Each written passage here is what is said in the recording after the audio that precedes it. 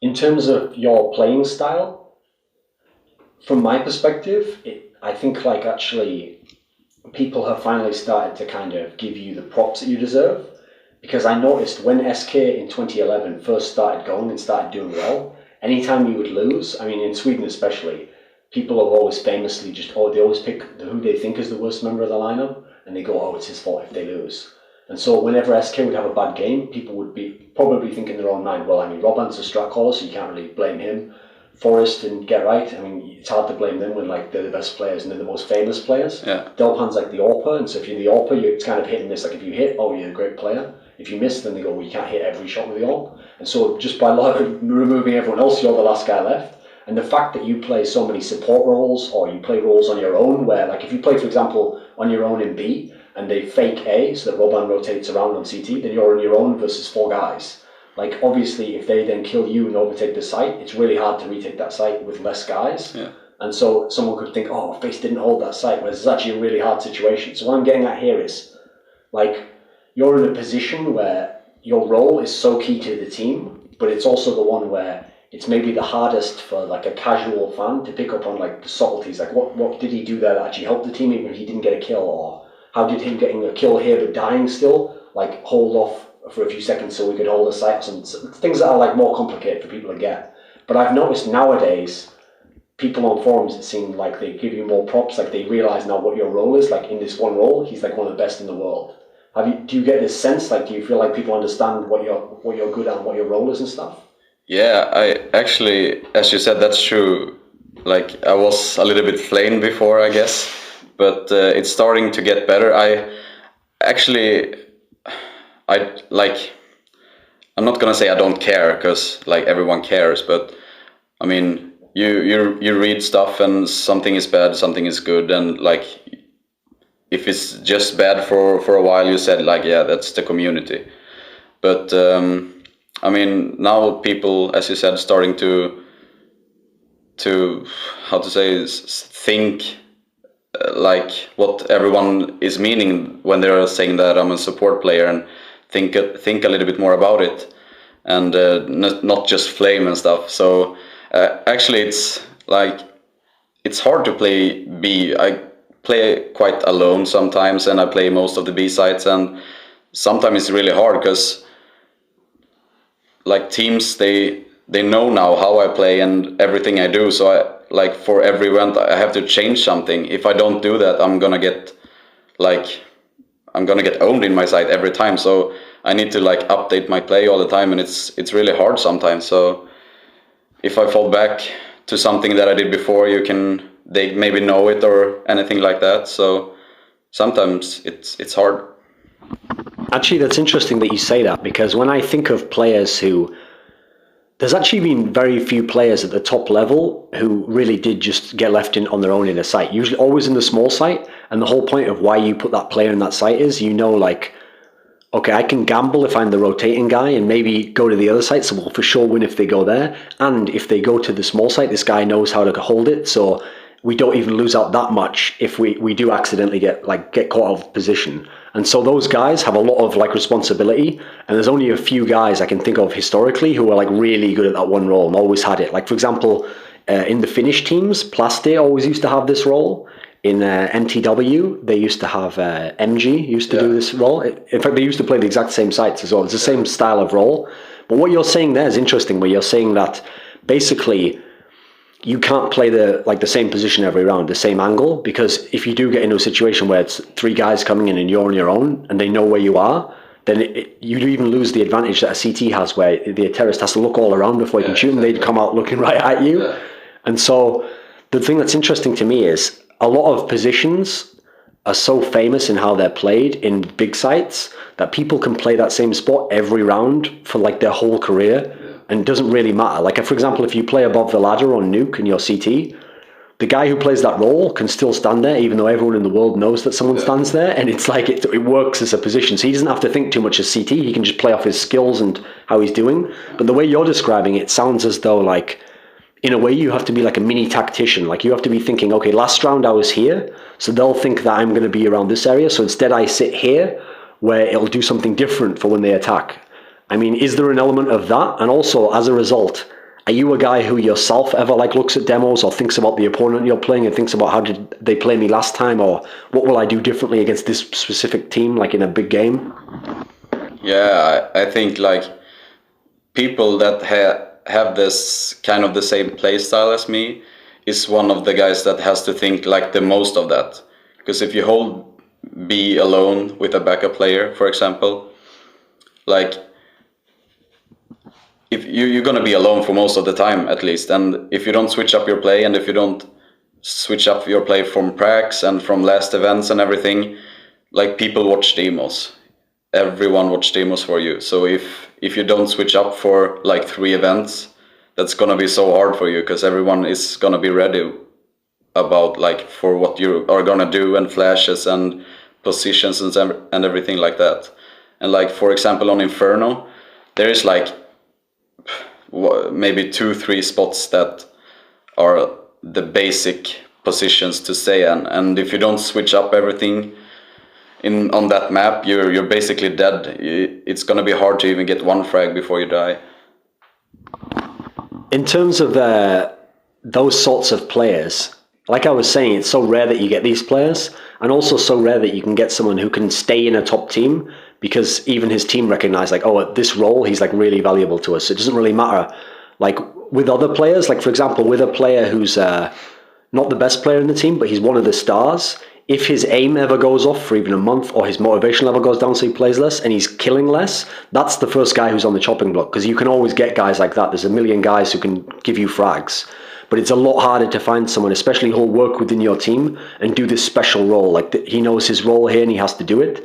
What I was wondering was, when you look around the scene, it seems like they're the guys who are like, there's the least supply of them. Because what I was thinking was, in Swedish CS, when I look at all the stars of the last, like your generation actually, the guys who are like the Get Rights, let me think, Crystal, these guys who are of your generation, and like a lot of them were always known for their aim or being really flashy or lots of kills and stuff. And it's like, that's a good role to have, but I mean, everyone in the team can't be like a striker in football. You can't have a team of 10 strikers, it won't work. Exactly. And also the big problem is, if you're a striker who's really good compared to a defender in terms of skill, but Man United already has 2 strikers, chances are that you can't be recruited to that team if you're not better than those guys. So in a way, it almost limits your own chances to get to the top, because you're trying to play the role that everyone wants to play.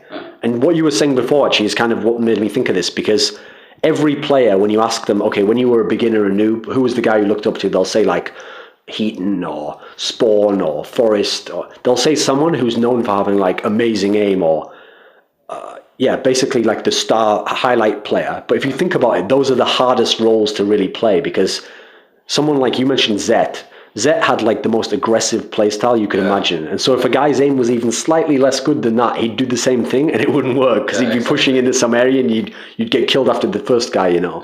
Or you mentioned f0rest.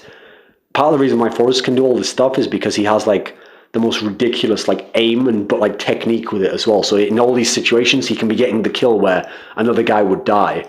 And so I wonder sometimes if the fans who start out, they pick like the role that seems the most exciting, and so we don't get enough of the players who are kind of the glue of the rest of the team that go around those star players.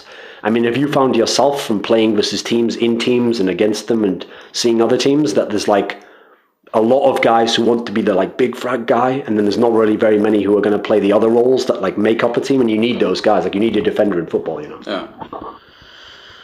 Well, actually, my role as it is now it wasn't like even slightly like that a few years ago. I mean, it started to just, from every team I've been in, it's like I've learned really, really much, because I've jumped from like, for example, from Begrip to NiP, and that's a really big step, and just by doing that I learned a lot. And even before that I went from Skills of Borås to Begrip, and then I also learned very much. So like from every team I've been in, I learned really much. And now when I come to SK, I basically got the role when I joined SK, and I got the role that I said to them when we started to make up the new tactics with the team. And I said like, yeah, I feel comfortable doing this and this. And after that, it just been like, I've been doing that for so long now, so I just feel comfortable doing everything that I do now. So I don't really think so much about it like any longer that I did before. Like it just comes naturally sometimes now. When you were in that the Begrip team, I mean, from what I remember, the way you and the Begrip team got famous was you beat up on NiP when they like had kind of one of their not so good lineups after the Z era had ended and he'd gone. You were one of the teams who beat them, and as a result, when they next had a recruiting draft of like, we got to fill these 2 spots, you were like one of the first people they picked up, and later on they got Get Right as well, etc.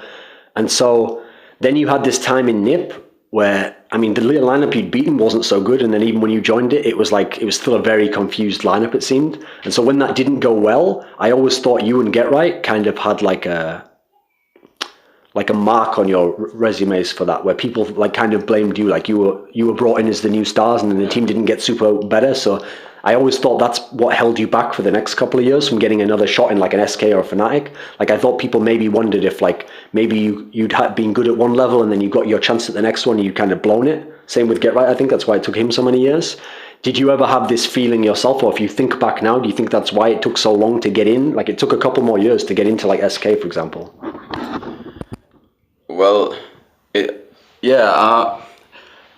first off, I don't. It's like when NiP started to recruit players, I think like they knew that they had to recruit new players because the old one was not maybe as motivated or not as skilled anymore, and they didn't play that much anymore. And they thought that we have to bring in something new. And then when I joined NiP, for example, like. Of course, I played really much CS back then, and I was good. I was quite good back then, I guess. And but I still had so much to learn. Like when I started to play for NiP, like just for the first event, and when we started to practice, I learned really much. And I think that before I joined SK, in every team I've been in, I just needed to learn as much as I did to get where I am right now. So I think I needed a little bit of everything to get where I am right now. Because, I mean, the way it connects up again is that you kind of got bumped back down to the level below where you're in like the 3rd, 4th, 5th best team and you're like battling to try and prove yourself. And the way those teams prove themselves, sadly, just because of the way business works, it's rare that those teams beat the better team and then so they get the sponsorship and they become the top team. It never really goes like that. It's like they beat the better team goes like, who are the best players in this team who just beat us? And they take them to them. Yeah. And so, I mean, the same thing happened again. This time, SK was the one who had a bit of a dodgy lineup, or they had some problems internally. And so they lost to...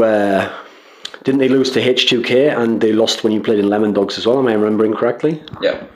Okay, so you had this short period where you were like beating up SK, who obviously was still a big name and still had some famous players. When you think back to that time, I mean, what was it like at the time that you were like with this team who should have been on paper less good, but like you were like beating SK and you were like kind of proving yourself again? Well, back then when we started to like beat SK. It was like it was back in blank as well, I think, and Lemondogs, H2K, those 3 teams. And I mean, I think SK was in a not crisis, but they knew something wasn't right, and they were feeling like something needs to be done, and they started to look for players, and they tested some and that didn't work. And just in that time we come from like underdogs, but we were really motivated and we played so much CS and we just tried everything, and even if it didn't work like the first, 2nd and 3rd time, it worked the 4th time. And when it worked, you got recognized if you played good, of course. And I mean, I guess they watch demos or anything like that, and they talk to players in the team and they said like, yeah, we need to do something, so maybe this guy is good for us because he has been playing really good versus us or versus other top teams. So I mean, maybe it's a little bit of luck as well that they had crisis just by that time, so it's hard to say why, but yeah. Were you in the blank lineup that had the like 6 overtime game Yeah. on Train versus NiP, or was it? SK. Was SK? Yeah, I Okay. think it was SK. So, I mean, people probably forget it, but at the time, that was one of those games where it's like there's very rare in any time in CS that you see anything new. Like, yeah, we've seen overtime before. We've seen double overtime. We've seen triple overtime. Maybe we've even seen 4 times already. I forget however many it was, but that was like a game that seemed like it would never end. It was this one on Train, right? Yeah. Like, was that a game where you were winning it and then it went into overtime? Was it a game where in overtime you had all these chances to win, or were you fighting back from it? How do you remember it going? I don't really remember everything about the full time, like the 30 rounds. Yeah. But I remember that we were ahead in the overtimes. And it also felt that we were going to win the overtime. Was it always like 2-1, 2-1? Like Yeah, it was 2-1, 1-2. But like the 4th or 5th overtime, it was like we got 3-0 as I don't know which side though, but we had 3-0. And then we had a 5-on-3 in the first round. And we lost that and the 2 next ones. And the overtime after that, they won the game. So, I mean, I think we felt back then that we had the game. Because we were ahead like a few overtimes more than them, I think. But we still need the last round. Even though that's so long ago and it wasn't even for a championship or anything, it was just for a qualifier. Yeah. Is that like the most ridiculous game you've played? Is there anything that compares to it in terms of like just weirdness or stuff just never ending and stuff?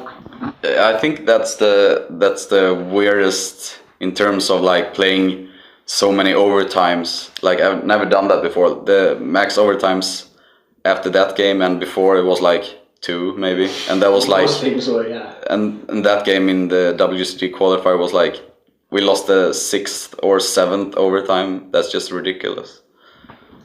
Okay, so if we go back to when I was talking about the H2K era, when you were beating SK and then you got recruited to SK, it seemed from my perspective like it was definitely an upgrade to the team that they had to bring in you and Crystal. I mean, you could see that by the way the results instantly spiked and the SK was like top 3 again. It was like contending for titles. But even so, the team wasn't like winning titles. Like, I mean, you won ABBA Cup Europe. That was like a good result. But any tournament that had like fnatic in, for example, people would have probably said fnatic were the favorite, etc. And like, you can see by the way the results were overall that you were like back to the level of being like contending, but you weren't like ever a favorite. And it's understandable really that you didn't win the huge titles back then.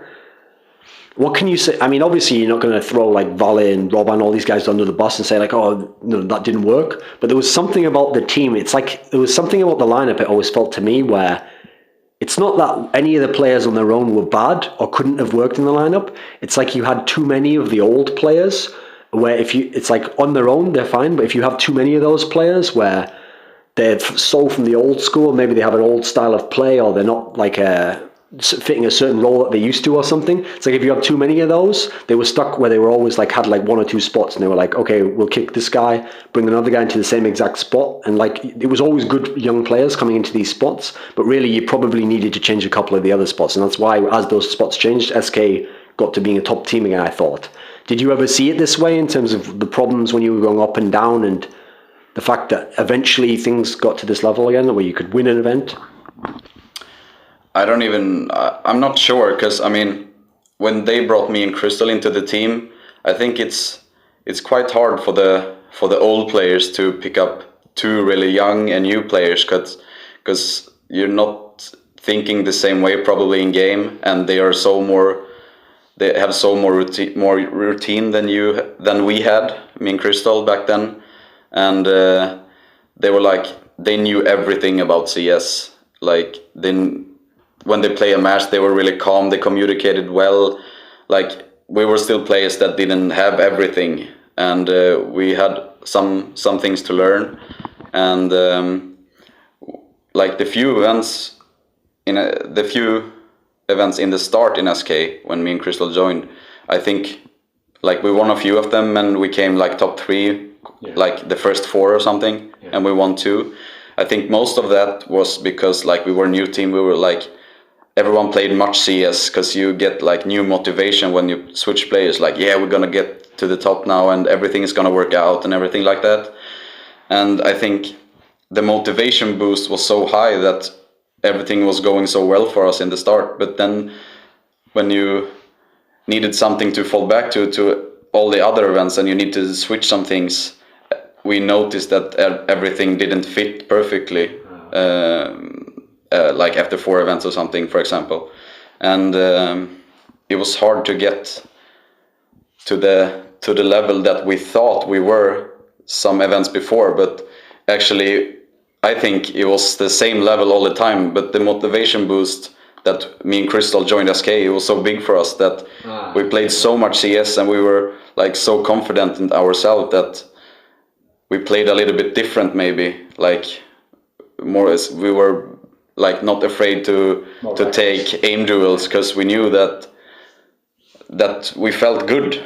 Everything felt so nice in the start. So, and after that fell apart a little bit maybe, and then we didn't get as good as result that we thought we were gonna get. So, because I mean, the thing that might sound strange when I describe it this way is like I said, I saw a bit of you when you were in like NiP and Begrip and stuff, but then like I said, because NiP did so badly, and because people were always just describing you as like, oh, he's the next AIM star and stuff, I always thought those players, like, they kind of come and go. Like there's a million of those guys out there, and so unless they are really proven with results, you never really think too much about it until they start to prove themselves, you know. And so SK was the first time I really noticed like what you were doing. Like that's when you were starting to develop this style of getting like really good at like 1v2s, or like having positions on maps where people like noticed, like for example, inside on train, lower ramp, people start to notice like, oh, he's actually one of the best players at this position. Like this is really a good role for him. And so when I started to notice like you were quite good and you were valuable in this role, I remember thinking at the time, because SK had kind of like was hitting this ceiling where you could always, I mean, you'd made so many like semi-finals and stuff, but then you could never get past that and win the event. And obviously there were other teams in your way. Like, I mean, like fnatic's the obvious team at the time. It seemed like, yeah, they've got to this level, but there's like another quick little level up. And until you get to that level, that's when you win the event. So I always felt like, because SK had kind of floundered for results for so many years before, they'd had a few years where they'd always been top 5 and never won. It felt like, yeah, he's got to this level, but the problem is, unless he, at the time, it seemed like fnatic were the only Swedish team who were going to be there. So unless you can get into fnatic, it's like you'll never really get to experience being at that top level and winning all the events and being like, we're the best team in the world and I'm one of the best players. And so I always used to think like, even though he's good, he'll never actually get the chance to be on the absolute top. Because I remember at the beginning of 2009, I think this is when it was, someone asked Khan in an interview, like, oh, before they recruited Get Right and Gooks, like, oh, like talking about players they might consider, they said something like, is there no room for face in, I think they just used you as an example. They weren't necessarily talking about you. Yeah. And so they said, like, is there no room for face in fnatic? And so he said some line, like, similar actually to what he said about Modi, believe it or not, at the beginning of 2011. He said some sort of a line like it's not, I don't know him as a player or a person, but like, you know, there's not really a place for him in our team right now, because maybe because he didn't think that player had proven himself or would fit the style. And so I thought with that connection to the fact that you were in SK now, and like SK was the second best team, I thought, okay, well, if he can't join fnatic, then how can he possibly get to that next level? But then f0rest and Get Right leave fnatic, they come and join SK.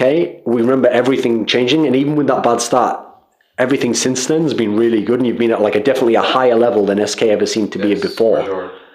Did you feel like, I mean, obviously I bet in SK you used to feel confident, like, yeah, we can get there eventually, but did you feel like a difference when f0rest and Get Right came over? Like, we're actually, yeah, we're at this new level now, like what we can do, the potential is much higher? Yes, I think so for sure, that the potential was, I mean, Get Right and f0rest has been like the top, like they have been top 3 for years in a row. Like those two players and like Neo has been, maybe like Markelov also, they have been like top 3-4 for like 3-4 years in a row, and they have constantly like made so much difference in their team. So like when we made the new team with Get Right and f0rest, we felt really confident going into the beginning of practice and everything like that, because then we knew that we had so good players and so good individual skill, so we had so many different ways to start the practice and start to build up our playing style and everything like that. So it felt really good to, like, when we got the information that they were gonna join, and we decided everything 100%. It felt great.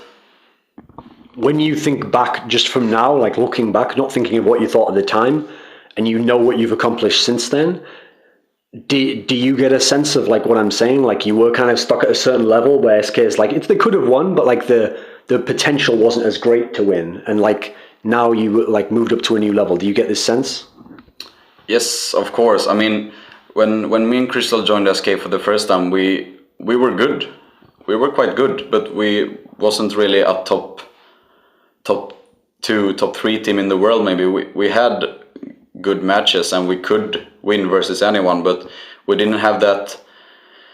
Like, we didn't have that skill every game versus all the top teams, and we were a little bit unstable back then. But with the new team, it feels like if we're gonna have a bad match, there has to be so much things that has to go wrong, and we need to be like unlucky, or however I'm gonna say it. Like, if we're gonna get owned a game, there's a lot that has to happen. Like, the stability in the team right now is really high, I think, and our playing style, like, we have built up a playing style that is quite stable for everyone, and everyone like their roles. So now it feels, you don't need to go into a game and get nervous before the game, because you know that if we play like we should, it's gonna go well.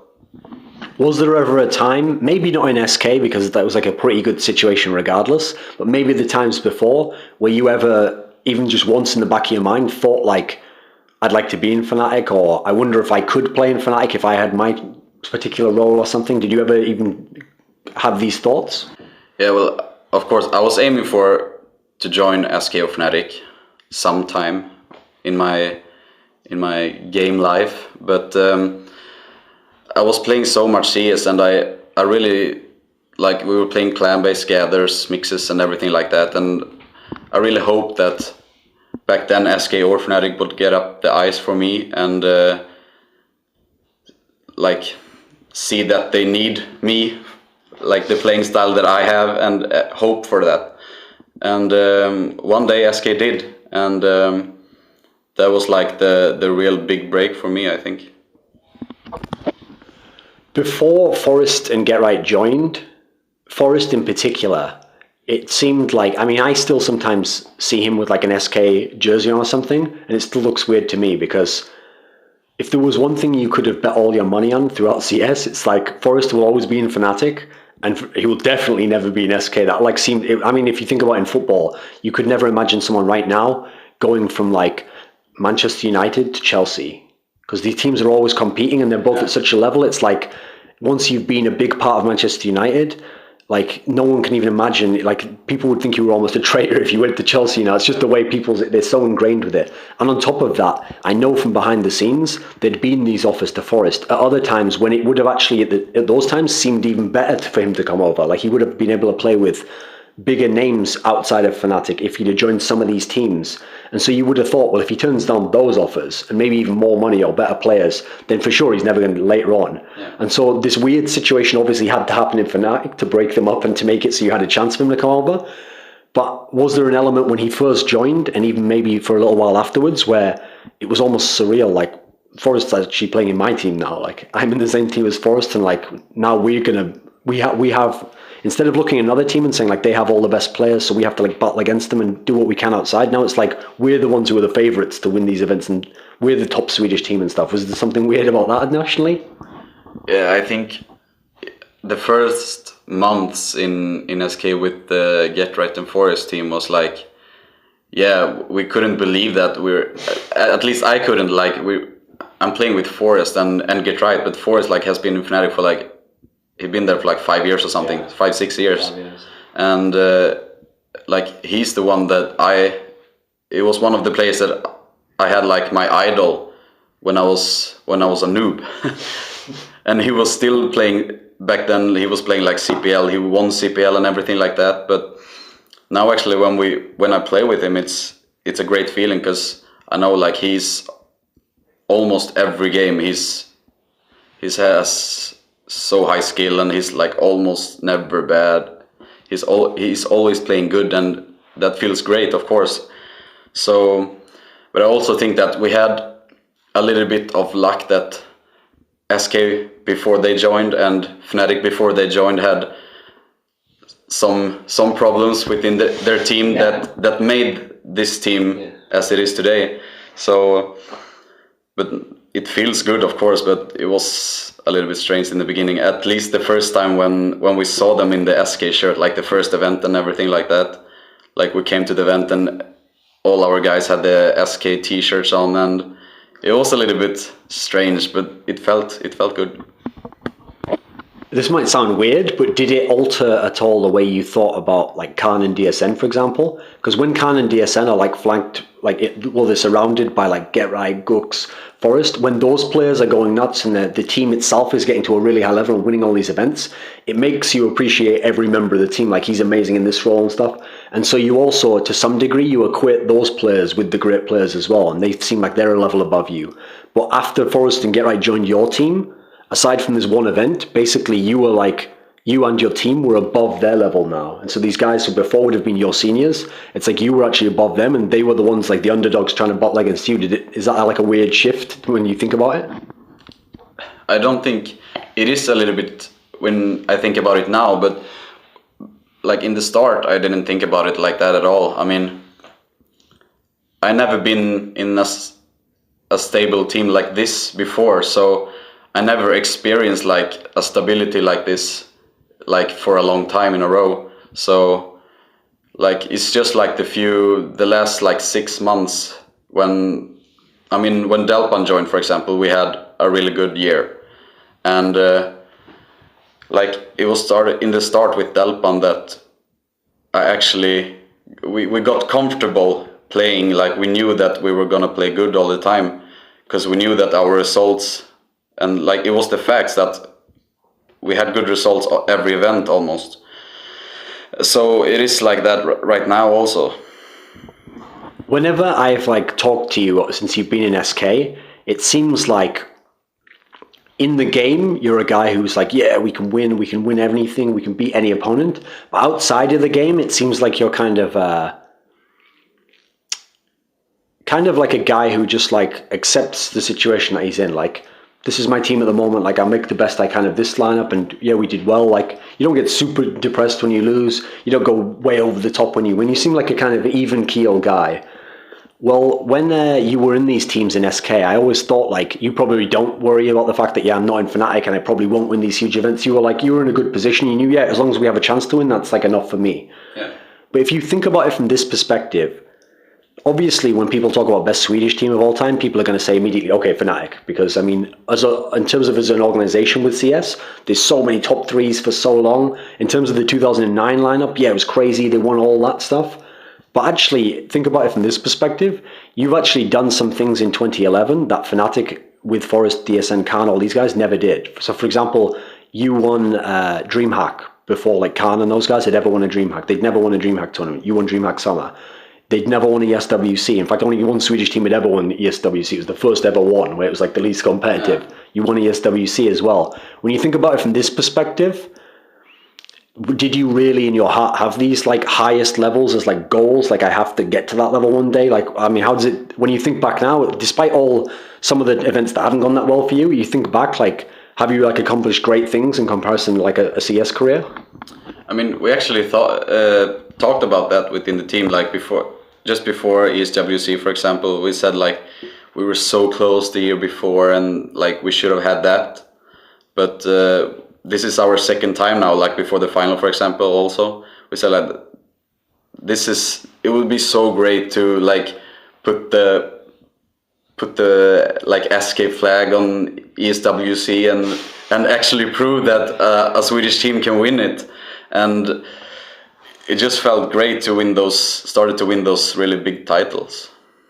One thing I think people don't talk about this topic enough that I'm going to bring up, but it's always been one that's really been fascinating to me from like reading about like real sports stars where they got so far and then they didn't win the final or something, people always think when they're a fan, so they're not even a player, they don't have any chance to do anything, they always act as though like, oh, if I just got to like a semi-final or a final, that'd be so cool. But what they're not realizing is if someone has the skill to get to a semi-final or a final, probably they could have also had a chance to win it. And so if you are in a position, I mean, MTW had to face this in 2010, where you're always in the semi-final, but then you're never winning the event. You're getting to the final, you're never winning.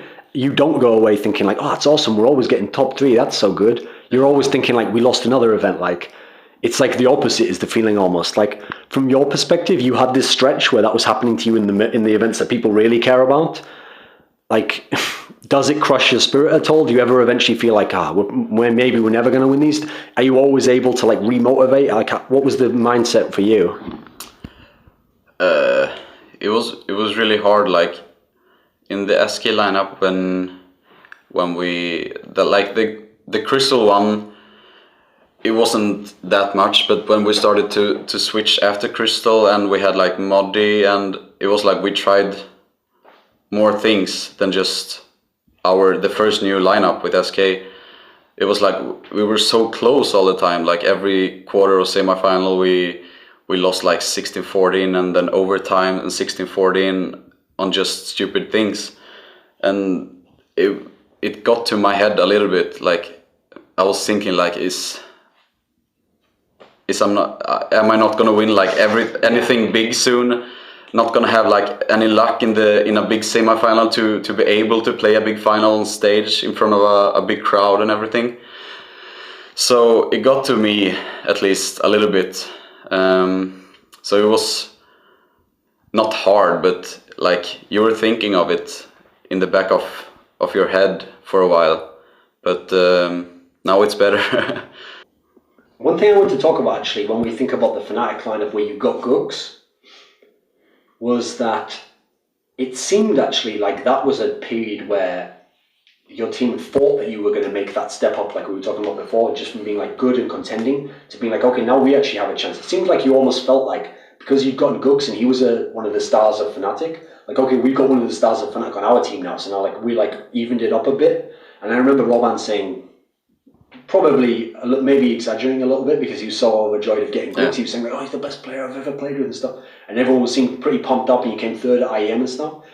Did you feel like when you got him in that lineup, like things were going upwards and like this was like another period where like you figured something out about the lineup? Yeah, sure. When Gooks joined, I think that we got better, of course, and we made some better results in the bigger tournaments. Not the top results, but we still got better for sure. Because I mean, the key event whenever I think of Gooks in SK for me is always actually Abel at best of 4, because it was such a weird tournament. I can see why people never classed it as like a big tournament, because it was like this bizarre exhibition format. But as a result, we got to see teams in a way we'd never saw them before, because instead of playing like winning out on the map picking or just a team not knowing that you're good on this map, you played all 3 teams on all 5 of the maps, and you played all 5 maps in a row. So it was like endurance, it was like you had to be good consistently on every map and stuff, and your team actually finished above Fnatic at that event. And a big part of it was like, that was the event where basically Gooks just went like nuts and was like, aside from Get Right and f0rest, he was like playing like a star in his own right. And it seemed like from then on, he became like a big star in SK. And for me, that was always like when I think of his whole career, that was like the best period individually for him anyway.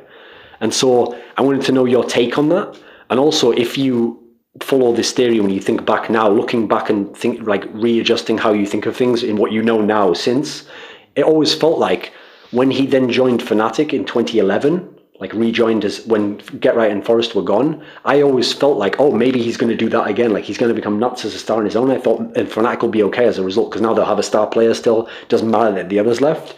But then it seemed like he never really did that in Fnatic afterwards. He just like had a good level, but never that superstar level. And I always wondered, when I thought back to what was different about the SK period, it seemed like part of why he was so nuts in SK was like, obviously when he left Fnatic on both sides, it wasn't like what we call like an amicable leaving. Like both teams didn't really agree to it and want it to happen. It was kind of like there was some kind of internal conflict. We never really been discussed, but there's obviously something went on. And so everyone in their minds knew like we should have kept that lineup together, but we couldn't because of like personal reasons. And so I always felt like when I thought back, oh, maybe the reason he was going so nuts and he was able to play so well is like he got pumped up to play like Fnatic and stuff. Like he wanted to prove to them like, no, I'm actually like a big part of why you were so good, and like you should have kept me in the team. And even though he left, so it's easy to say he wanted to rejoin Fnatic because he did, I always felt like to some degree maybe he wanted to prove himself to them again so that they would try and remake the awesome lineup, because they all believed, I think, still like if we had that old lineup we would own Navi and stuff. I think they did in the back of their minds. Like when you think of it from that perspective, is there anything to that, do you think? I think then like when we got Gux in our team, he probably had still like the best shape that he was like in his best shape right back then. And I think also that we were a little bit lucky because somehow we managed to put everyone in the roles and made our playing style in a way that we maximized everyone's performance. Yeah.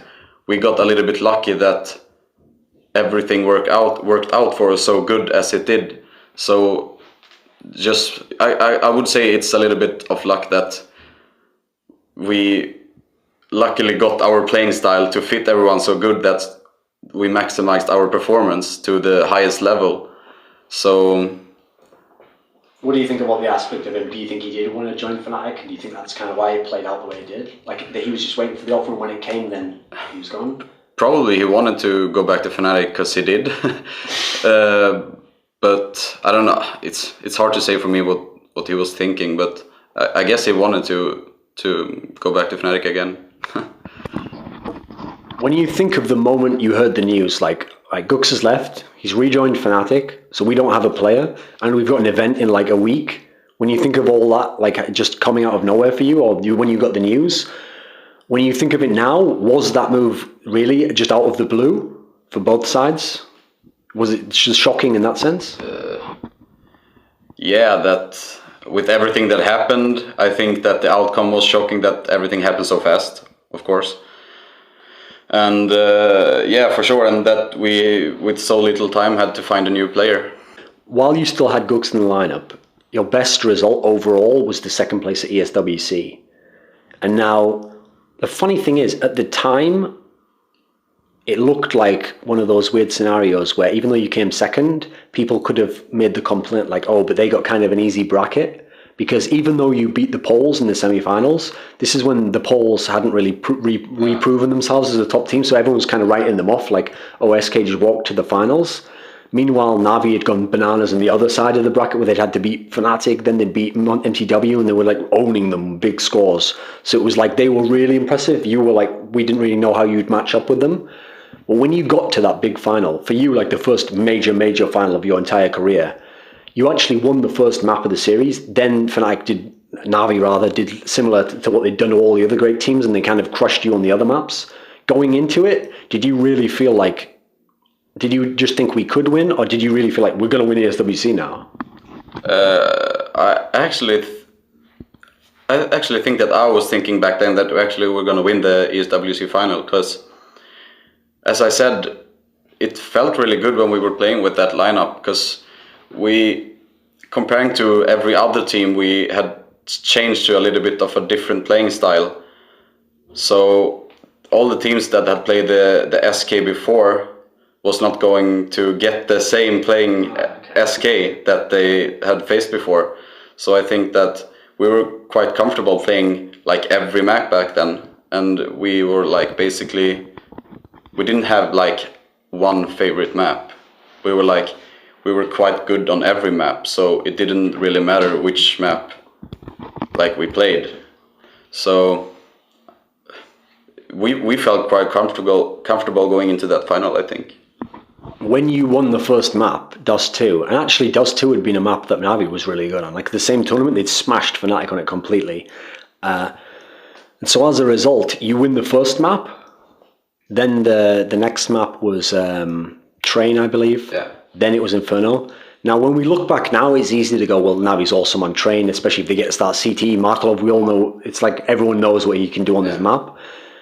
Even so, it's like at the time, how did you feel at the time, like that final played out after you won the first map? Did everything really just go absolutely wrong for you, and like you couldn't figure out a way to what happened from your perspective?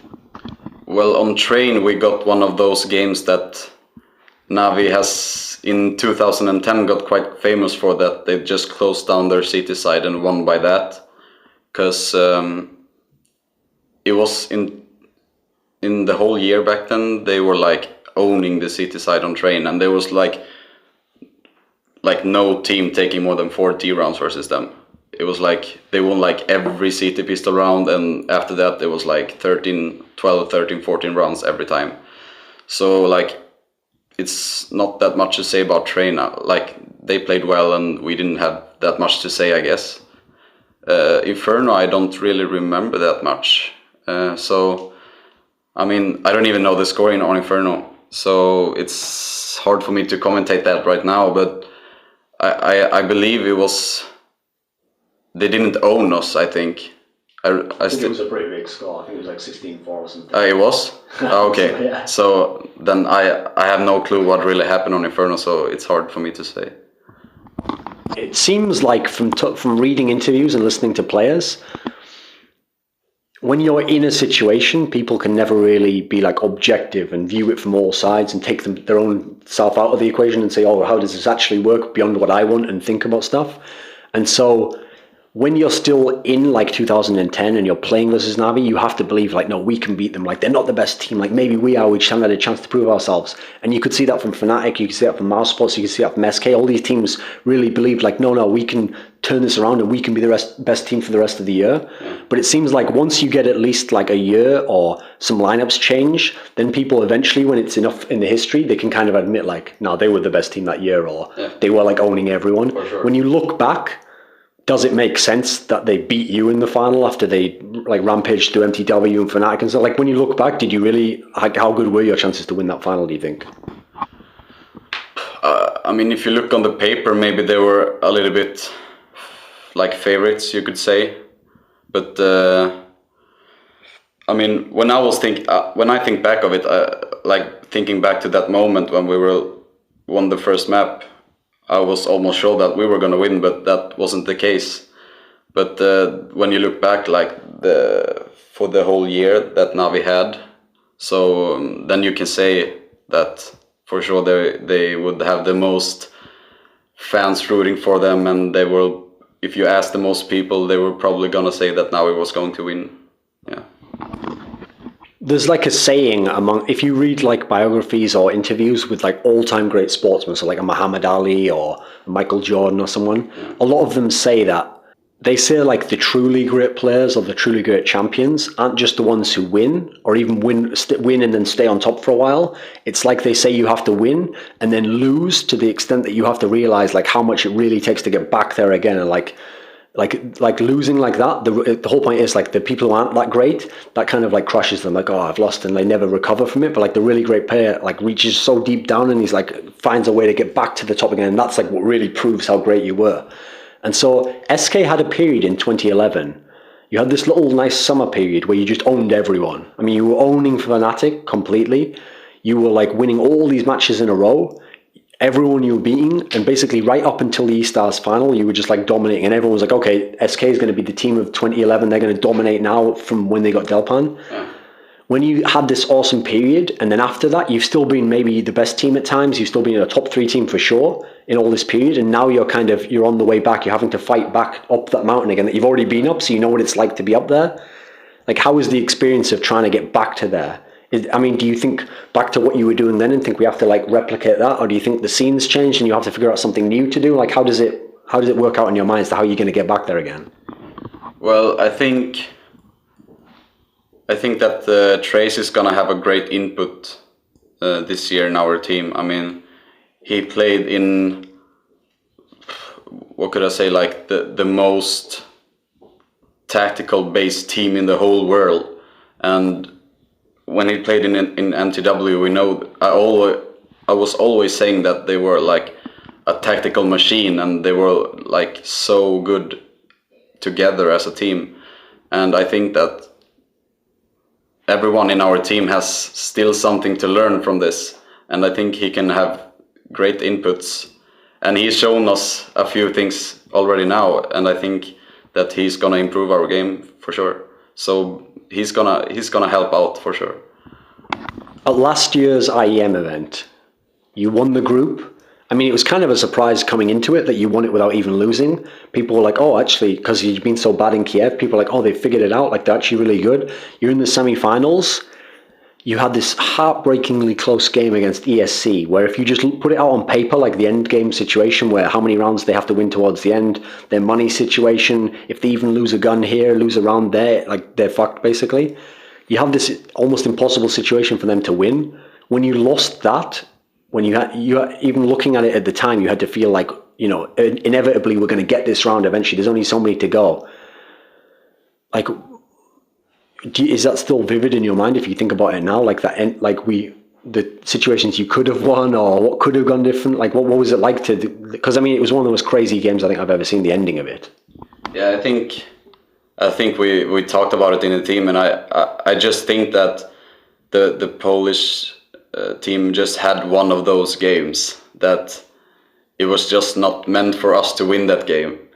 It's just one of those games that they maybe had a little bit of luck in that moment, and one of the players did some crazy stuff just in the right round, or it was just like they had just something going for them in that game.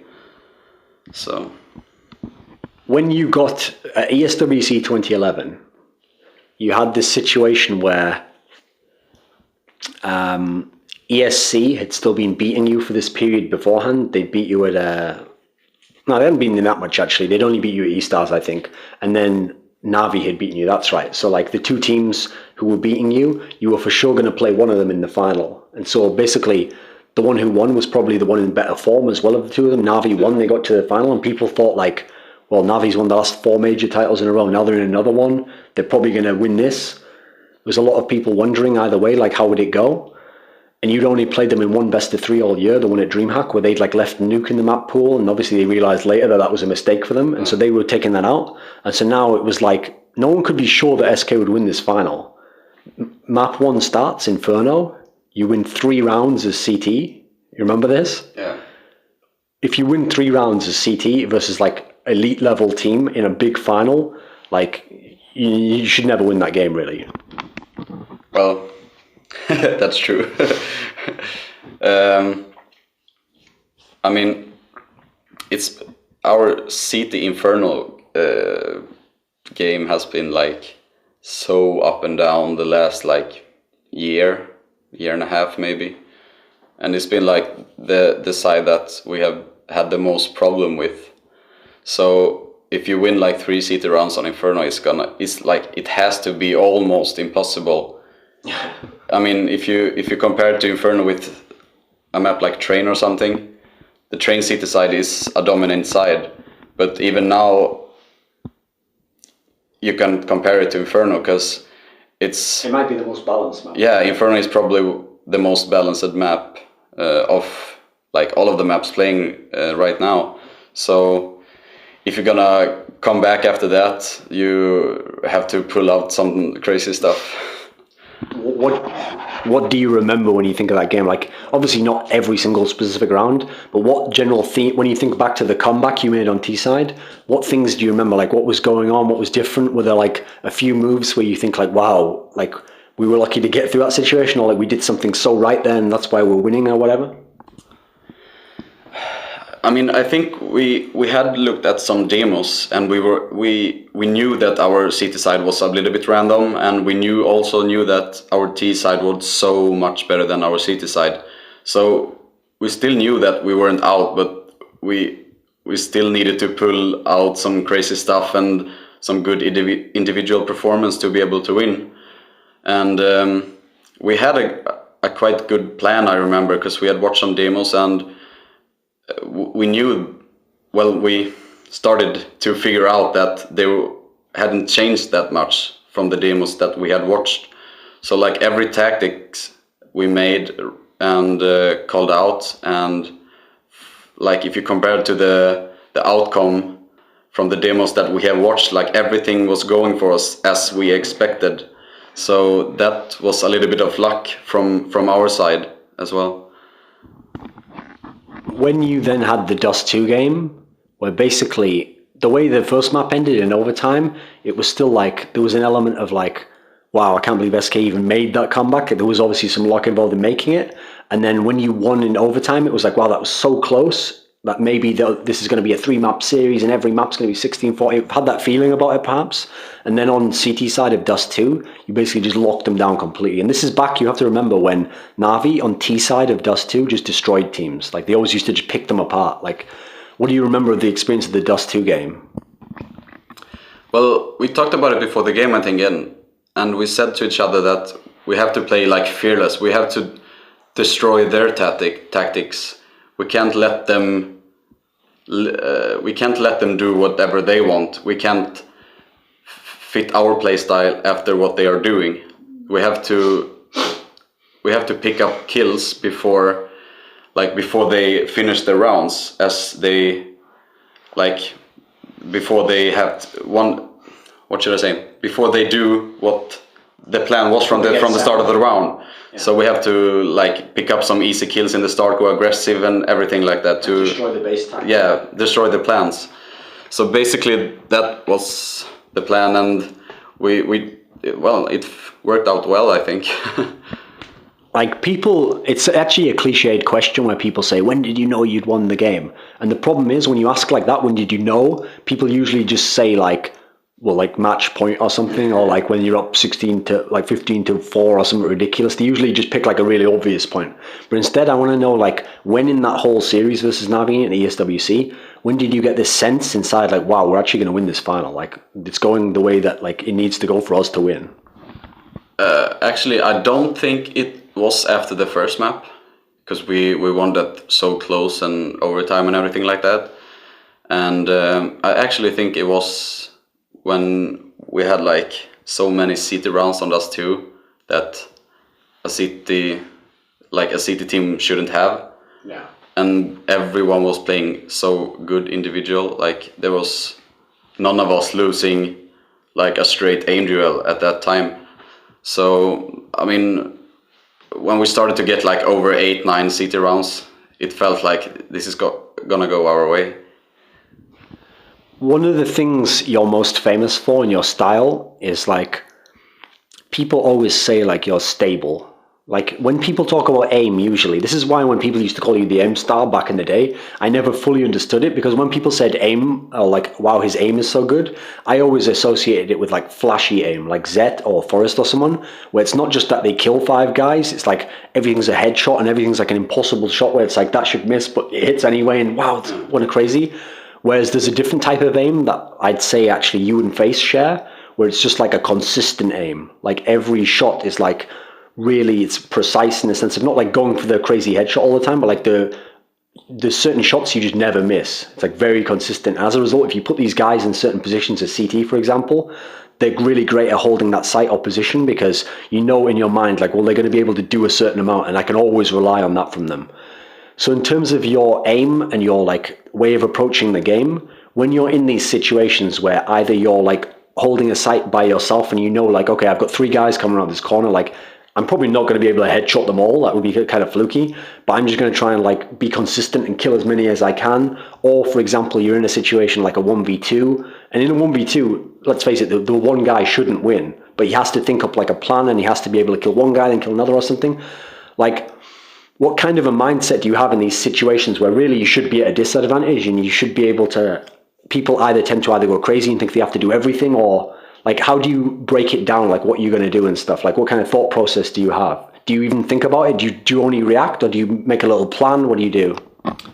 Well, most of the times I don't really make plans, because it's not really time for it, actually. But sometimes if you do have time for it, and they don't have the bomb, for example, if you're CT and the bomb isn't planted or anything like that, you can like think up a good plan that you probably have at least the best chance to do a 1 versus 2, for example. But normally it's like when you're holding small sites by yourself, are getting quite used to the same situations all the time. For example, on Inferno CT, I'm used to getting 2 versus 2s. I'm used to getting 1 versus 1s and 1 versus 2s and everything like that. So the situations I come to, I've been in so many times before. So it really like goes automatically in my head because I've been there so many times before. It's just to remember which players I face, because you always know that some players do different stuff than others, and I just take it from there, and it kind of goes automatically in my head. When you're saying like it goes automatically, like it sounds like you kind of let your experience carry you, like and tell you kind of like, oh, this is probably what you should do here because you know what worked in the past, and you don't really make plans per se. I've noticed, because if you think about it, the clutch aspect of like being 1v1 or 1v2 is like one of the most mysterious aspects, because you have players who are absolutely amazing. They're some of the greatest players ever, but that just wasn't their thing. Like they weren't that good at that. They were maybe average at it. Meanwhile, you have some players who skill-wise actually might not even be that good. Like there's something, I mean, for example, I would say that for me personally, I never thought Zonic's aim was so crazy, yet the amount of like 1vx situations he won was like ridiculous, and yet there's people who are more skilled than him who weren't as good at those. And so when we're talking about plans or how you think about it, what I wonder is, as soon as you get into a 1v1 situation, let's say you were in a 1v2, the second it becomes a 1v1, then assuming the bomb isn't planted, usually both players are thinking, like the CT's thinking like, if I can get to a position before he plants, then I get like a free kill while he's planting. Meanwhile, the terrorist gets sometimes a bit paranoid, like I don't want to get caught in that situation. So then sometimes, for example, with the terrorist, in fact, let's think of it from both angles to use the example. The CT, when he's knowing that the guy's going to plant somewhere, he doesn't want to stay in one spot where he's seen the enemy before and then the enemy goes away. Because if you stay in the one spot and then he plants on the other site, there's like a second way he plants where you go like, fuck, I should have gone to the other site, But at the same time, if the guy comes back, then you look like a genius and you kill him right there, and then you don't get caught going to the other side and then he plants there. So there's like a bad thing there where you have to plan out or make a quick decision. And for the terrorist, it's the same thing, because the terrorist doesn't want to get caught where he just plants and the guy knew he was there, and then he kills him while he's planting. He's like, I didn't even get a chance to win that round, really. And so I've noticed with the terrorists, one of the things that sets apart the clutch players and just good players is the good players sometimes think to themselves. It's like they think themselves into circles. So they go like, I just saw him outside, so I'll go inside. Then as they're starting to go inside, they go, wait a minute, but then he'd think I'd go inside. So now I'll go outside, but then no, maybe I should still go inside because he'll be... And they like outthink themselves, where maybe if they'd just taken a course of action. Do you ever have these thoughts yourself? Like, do you ever have your gut feeling tell you do this and then you go against it and later on you realize like that was the right move, or fuck, that was the wrong move, I should have gone with my gut? Does that ever play into it? Sometimes. It shouldn't actually. It shouldn't be the case, but sometimes it actually does. But like it's normally two ways on a CT, at least playing a 1v1. It's like going aggressive and trying to interfere the plan that the T have, and trying to get out as much information as you can before the plan comes. Or it's playing safe, standing like somewhere in between the map, and basically when he plans, just know which site it is and trying to take it from there. So, I mean, depending on whoever you're 1v1 against, and depending on the map and everything, so you usually just take a decision from the time you get into the 1v1, and it's either one of those two, for example. So you need to make a quick decision. Stick with it once you picked it? Yeah, normally it's the best thing you have to do, because if you're gonna overthink it, as you said, it's probably gonna go as a loss in the round in the end. So you need to make a quick decision and just go all in on that decision. That's the best thing, I think. In terms of like making a distinction between whether you make the decision, like you actually make an analysis, like, okay, I think he was there, and if I was to do this, it would work, as opposed to a gut feeling, like go to this site because he's got to go there. Do you always go with your gut every time? Is there any time you ever override it? Like, even if I feel like that, the smarter thing would maybe be to do this. Yeah, sometimes I change my tactics like halfway in. That's usually the bad thing to do. But if you have a little bit of luck, you can win, of course. Like you can always win a 1v1 with like basically whatever you do, but there's smarter things and there are less smarter things to do. But if the guy that dies before you have some information that you need, then you can make a quick decision out of that, for example. So it's hard to say, it's different every time almost. Let's take it from the terrorist perspective. Let's say after plant situations for both sides. So when you're the terrorist and you've planted the bomb, and assuming the CT doesn't attack you immediately, like the second you finish planting, so you usually have like 1 to 2 seconds to get into your hiding spot, and you have to sort of pick your spot, and then it's all it comes down to then is like, when do I peek him? Because obviously he's going to try and defuse at some point, or try and kill me, but let's assume he's going to try and defuse. Like, do I peek him early? Maybe he won't expect it. Do I wait till the very last minute and try and kill him where, like, if I kill him, like, when the bomb timer would run out, even if I die? Like, the balance between it's so difficult, because obviously if you peek out immediately and get shot immediately, then you feel like a bit of an idiot, because you feel like, fuck, I had the whole clock there, I could have waited till then.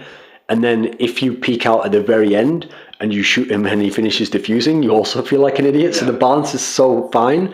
What is your general approach to it? Like, are you a guy who likes to kind of, like, for example, if you hide, there's an element to where you either have to perfectly time the bomb, or you have to allow him to sort of make the move, and you're just hoping he makes a mistake. Like, if he attacks you, he could kill you and it'd be really good. Whereas if you're the guy peeking, there's an element to which you're sitting like, I'm going to choose when I take my shot. Like, I'm going to decide how this goes, whether I win or lose. Like, what's your approach, do you think, when you do that?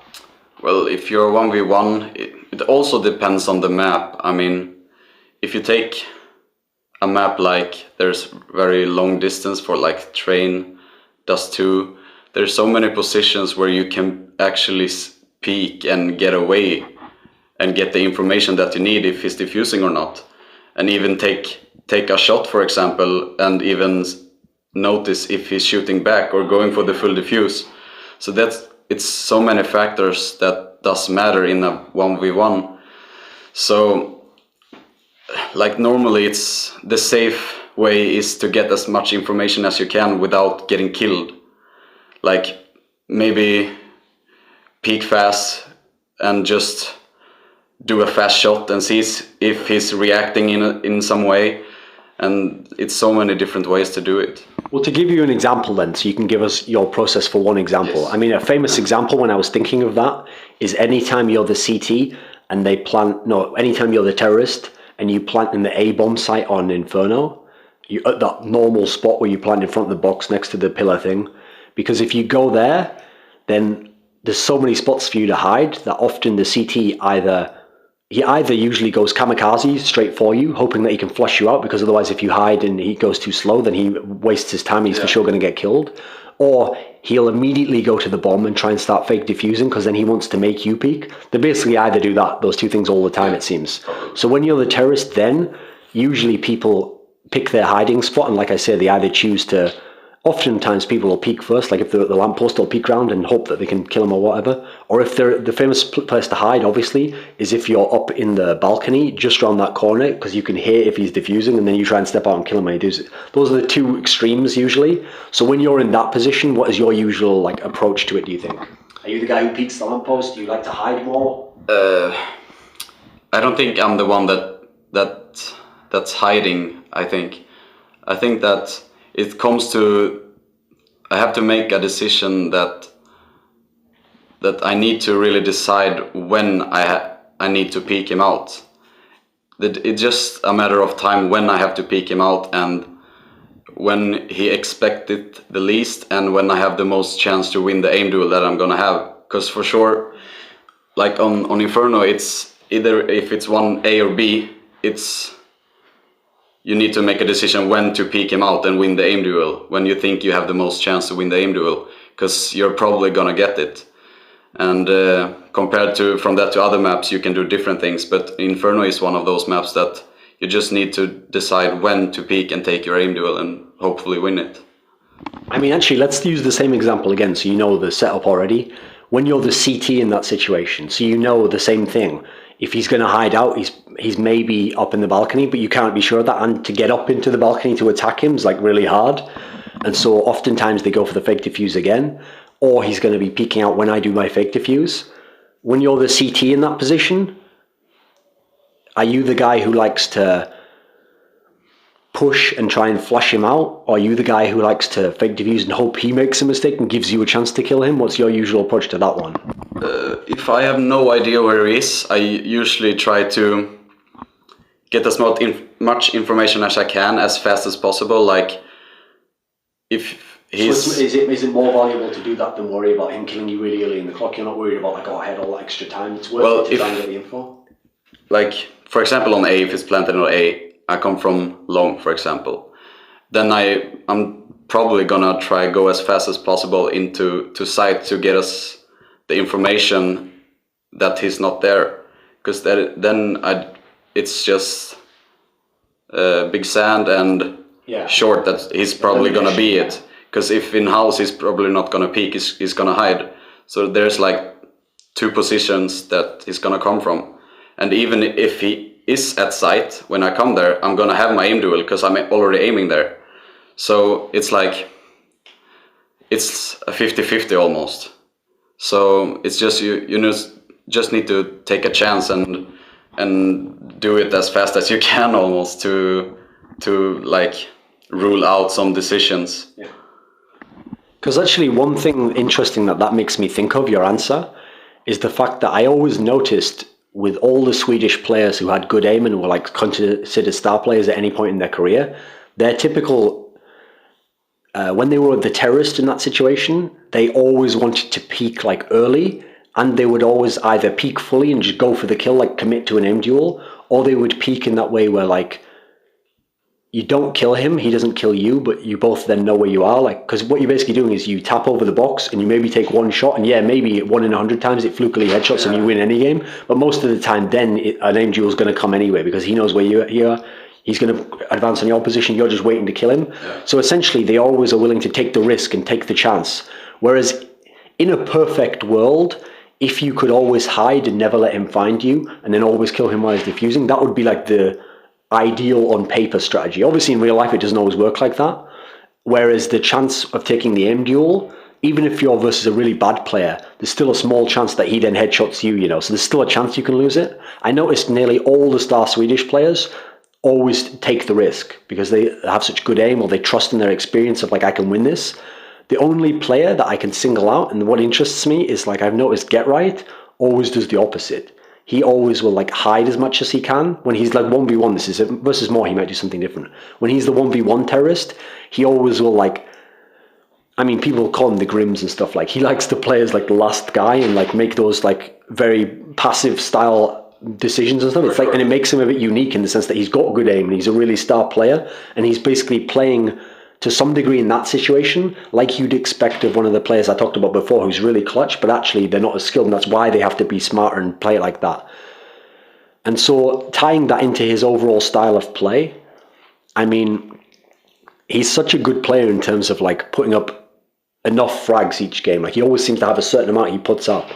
And so there's this, it seems like amongst all the Swedish players, he has like a unique quality in that sense. Like, how do you see it from your perspective now that you've played against him for enough years, and now you played with him for enough time that you kind of know him as a, like, you know exactly when he's going to be somewhere, what he's going to do?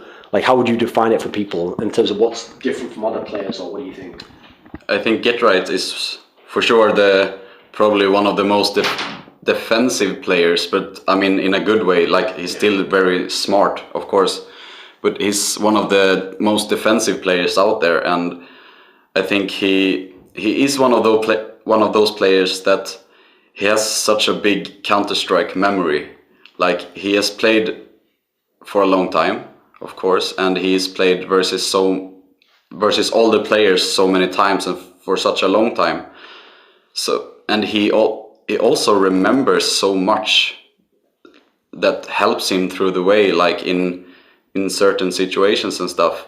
So if, for example, if he knows that he's 1v1 versus a special player, he remembers that it's a bigger chance that this player is doing this than the player is doing that. Like his tendencies. Yeah, so he has a really good reading on the game and on the players that he's facing. So that's a really good thing to have like in a team, of course. Okay, to like start to close up now. The main thing I wanted to close on as a topic was, we've talked, and there's kind of been a thread to how it's gone. Like, talked about the earlier part of your career. We talked about like getting into top teams, like how your expectation level changed, actually winning huge titles, and now trying to get back there again. And so it's like we've basically seen through Counter-Strike, like your evolution as like a person as well, and like how you changed the way you look at things. When you think of yourself in like, I mean, let's make it a specific example. People will think, because of CSGO coming out, that even if CSGO failed, it's probably going to replace 1.6. And so as a result, if CSGO fails, Counter-Strike itself is probably dead. Like, it's unlikely people to just go back and go, let's bring Counter-Strike 1.6 again. So people would say right now there's a limited time on 1.6. Like, maybe it's a year, maybe it's 2 years. Who knows, like, what the exact amount is. But it means that everyone's got a finite amount. Like, we can't just think like someone could in 2002, like, oh, I wonder what I'll do in the next 5 years or something. Yeah. So as a result, we know there's only so much time left to achieve things. When Counter-Strike is done and you're done playing it completely, and all of 1.6 history is in the books, and we all know who won this one and who was good when, what would you want the fan who remembered seeing you play to say to the guy who goes like, oh, I didn't play in that time, so like, what was FaZe like? Was he good at this, or was he a good player? What would you want the response to be like? How would they describe you? Well, I was a little bit surprised when I got the title, or however I'm gonna call it, that the best support player, and it actually feels quite good to be remembered by that. I mean, I am a support player to the team most of the times for half of the matches, and it feels really good to be able to be remembered by that, I think. And is it?